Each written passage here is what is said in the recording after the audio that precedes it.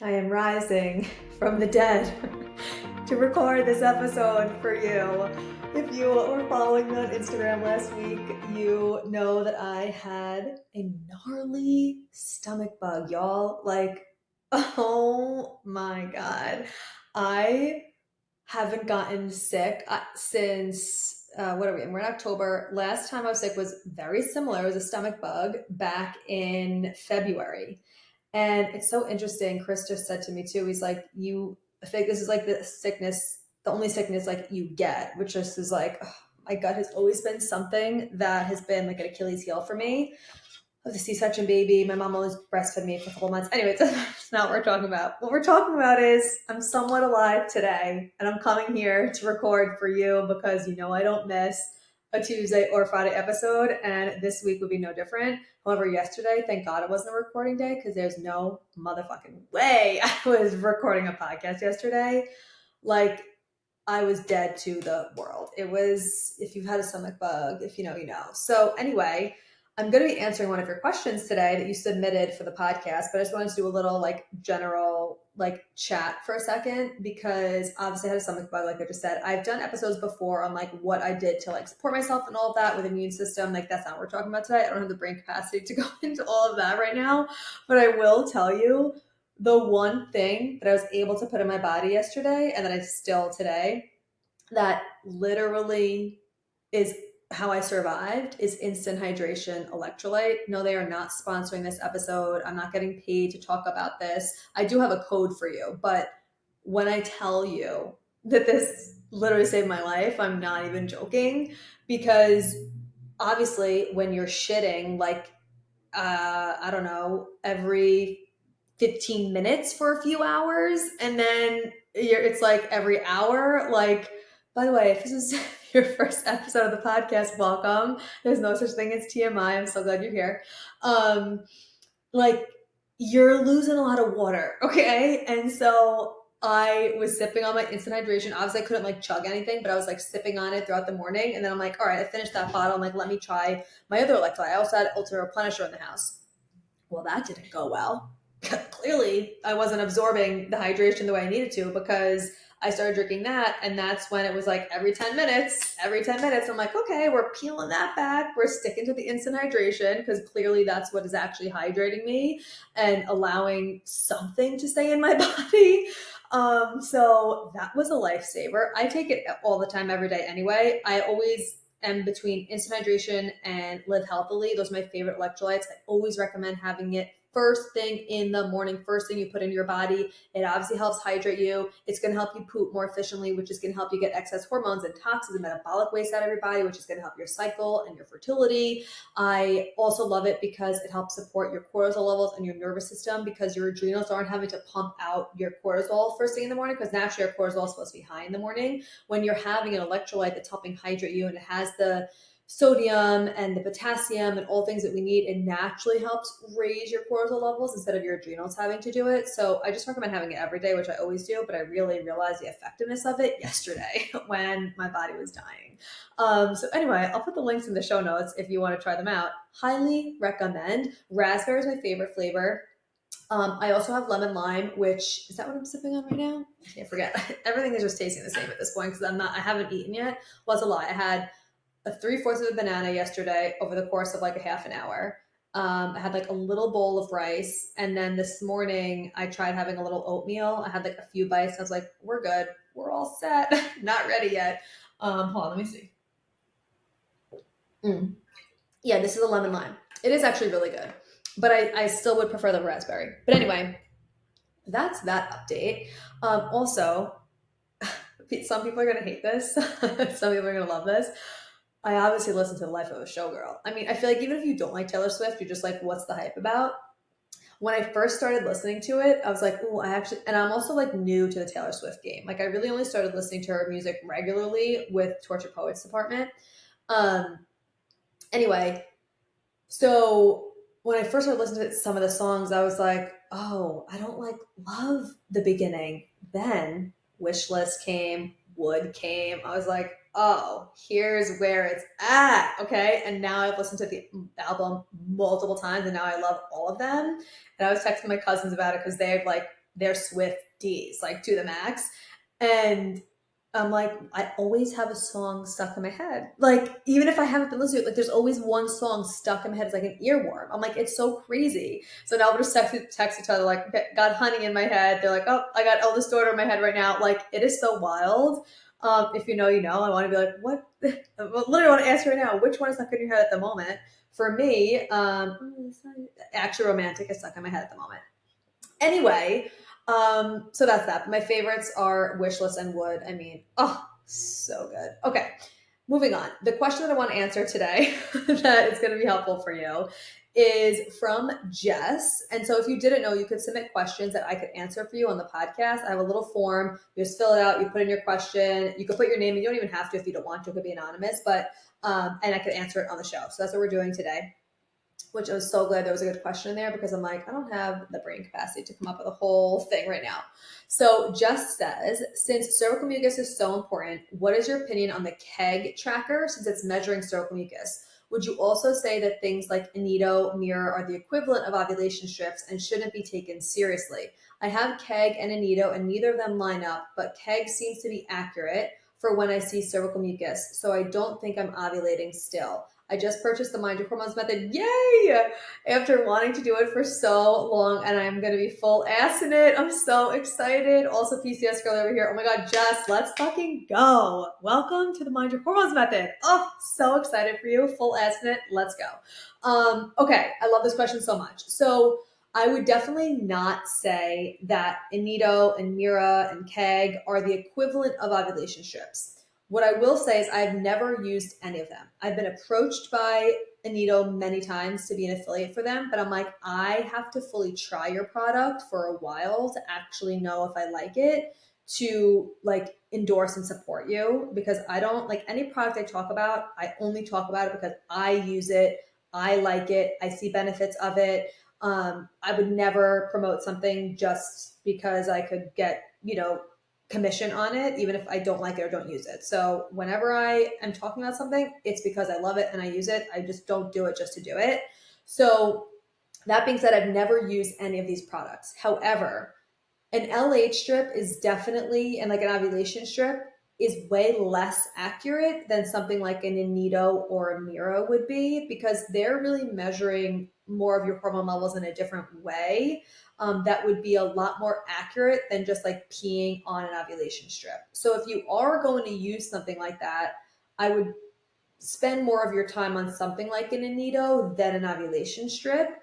But here's my biggest issue with it is that when you are using kegg or mira or Anita, you really get hyper fixated and are overanalyzing everything when you're looking at all this data and you're like, okay, wait, this isn't lining up. This is lining up. It's saying my estrogen is raising. Okay, it's saying my progesterone is raising. It's saying that I ovulate. Okay. It's like, it makes it so analytical, so sciencey, so strategic, so like, what's the word I'm looking for? Words are hard today, guys. I haven't eaten in like 48 hours.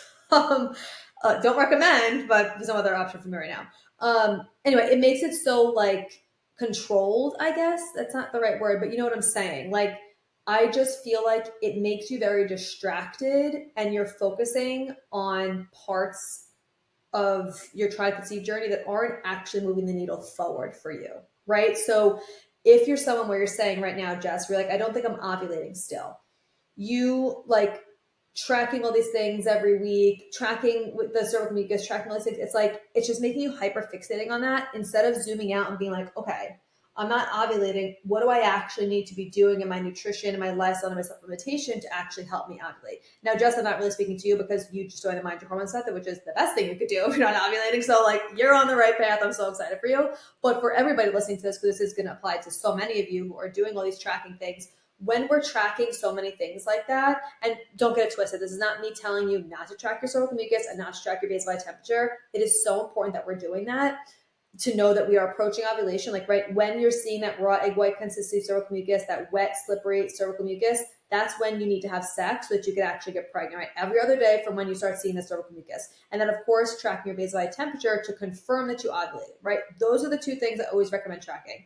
I shouldn't say always, because there is a time and place where some of my clients, especially in the accelerator, when I really get to know them, if they have been on this journey for so long, their nervous system is just jacked up and triggered from so much tracking. Like there is a time and place for taking a pause on some of that and revisiting it, right? So there is like that nuance there too. And obviously, as I'm working closely with someone, I'll be able to help support them in like when that pause is going to be really supportive and bring it back in and all of that. However, tracking all the time with devices like a kegg and Inito, it's keeping your mind focused on that, and that's making you think that that's actually helping you get pregnant.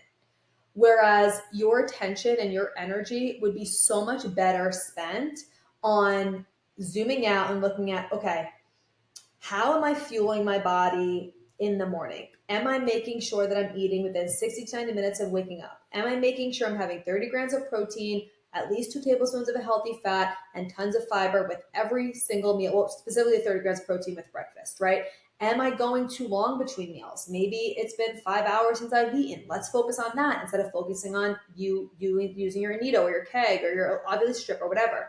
Wow, am I scrolling on my phone the whole hour before I go to sleep? That's really going to jack up my nervous system and my circadian rhythm. It's really not going to allow me to have deep quality sleep that I need to help support my melatonin levels and my cortisol levels, all that are tightly connected to your sex hormones. It's like, oh, okay, what stored and underlying chronic stress do I actually have going on from the months and years of trying to conceive that I'm not addressing? And instead, I am hyperfixating on things like tracking to keep my mind busy, to make it feel like I'm actually doing something to support my fertility instead of taking a step back and regulating my nervous system, releasing stored stress and anxiety, taking that time to meditate, to journal, to scream, to hit a pillow, whatever it is. Like there's so many other things you can be focusing on that is going to way better support your fertility than constantly hyperfixating on trackers. Now, there are some of you that like maybe you're in the Mind Your Hormones method, right? And you're doing all these things,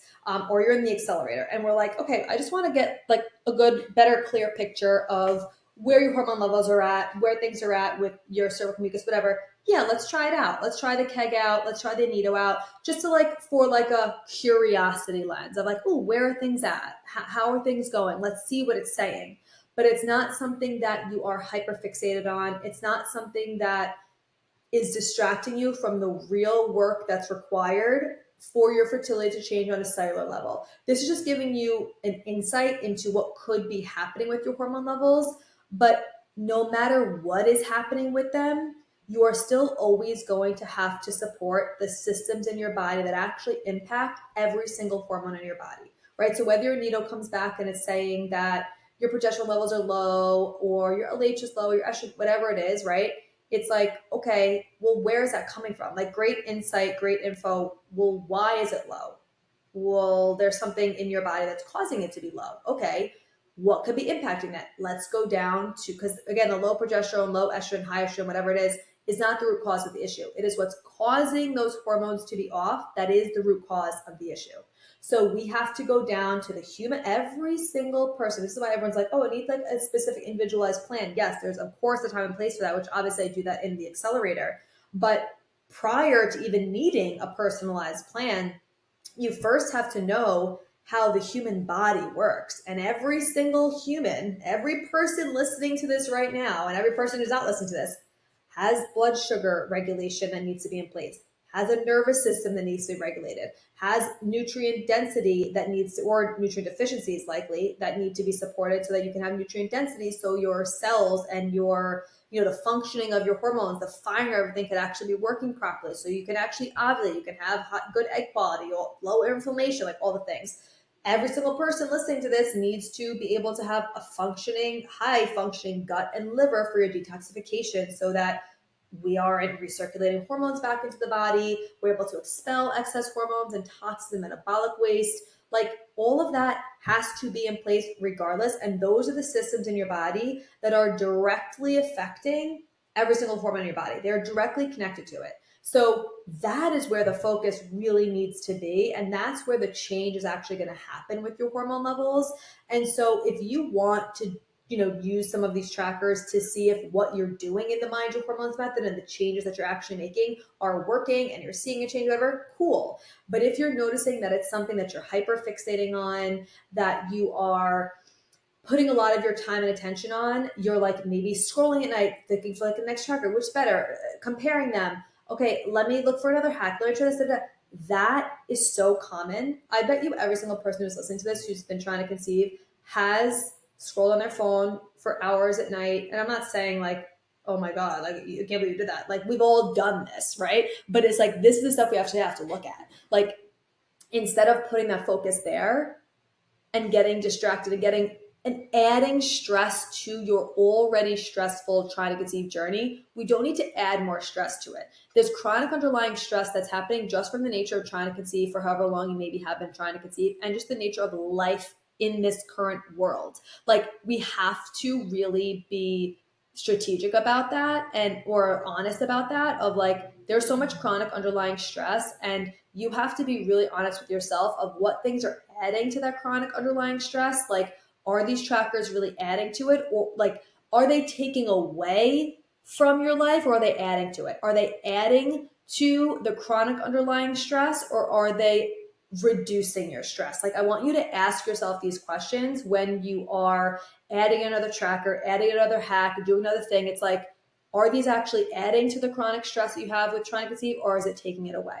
Right? So like for you, Jess, purchasing the Mind Your Hormones method, that is taking away a lot of your stress, because now you're like, you have a step-by-step plan of exactly what to do. However, like scrolling at night for an hour, trying to figure out what the next best thing is, that's adding to your chronic underlying stress. Possibly adding in more trackers might be adding to it. So you have to really get clear on what's adding to your stress and what's taking away from it. So this is such a good question, Jess. I'm so glad you asked it. I'm so glad you're full ass in the Mind Your Hormones method. I'm so excited for you to be in there. And I just want you guys to really think about this for whenever you're adding in something or trying something new. It's like, is this adding to my stress, or is it taking away from it? Because that's a really good question to ask, especially when you're trying to conceive. So thank you for being here. I'm so glad we were able to get this episode done today. Coming back, feeling a little bit more alive, well, way more alive today, which is a really great thing. I love you all so much. Thank you for being here. If you want to put a question in that form so that you could have your question answered on the show, I'll put the link in the show notes. I love you so much, and I will see you in the next episode. Thank you so much for being here. If you loved this episode and learned something valuable, please share it with a friend who you think would also love it, or post it on social media and tag me so I could personally say thank you for helping me spread this important message. I am beyond grateful to be here with you. So until next time, stay intentional, stay consistent, and always mind your hormones.